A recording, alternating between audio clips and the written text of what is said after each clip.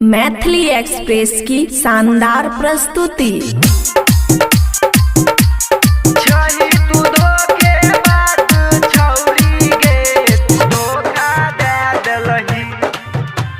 खुशी recording studio बलुआहा। सपना सजने है तोरा संग रह के गे किया छोड़ देलही। सपना सजने है तोरा संग रह के गे किया छोड़ देलही। छही तू धोखे बाद छौरी गे तू धोखा दे देलही।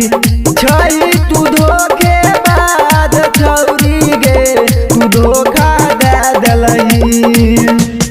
डीजे सुमित सतीश रैना, सुमित सतीश रैना, सुमित सतीश रैना।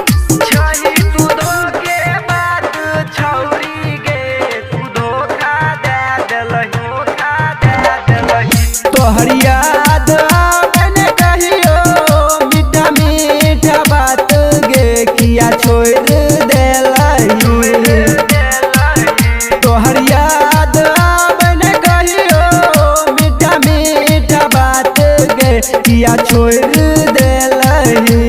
छही तू धोखे बाद छौरी गे तू धोखा दे देलही। छही तू धोखे बाद छौरी गे तू धोखा दे देलही।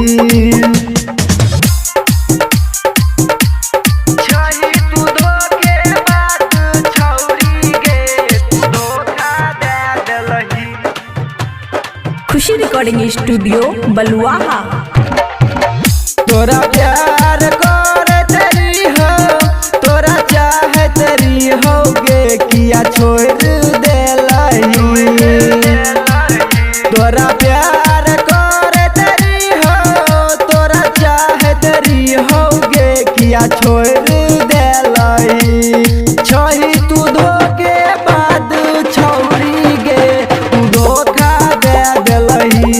छही तू धोखे बाद छौरी गे तू धोखा दे देलही।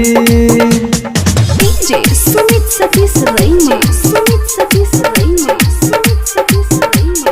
छही तू धोखे बाद छौरी गे तू धोखा दे देलही। धोखा दे देलही।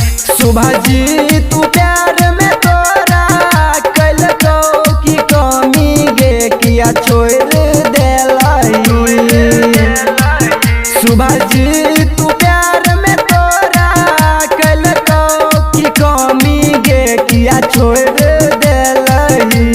छही तू धोखे बाद छौरी गे तू धोखा दे देलही। छही तू धोखे बाद छौरी गे तू धोखा दे देलही। खुशी रिकॉर्डिंग स्टूडियो बलुआहा।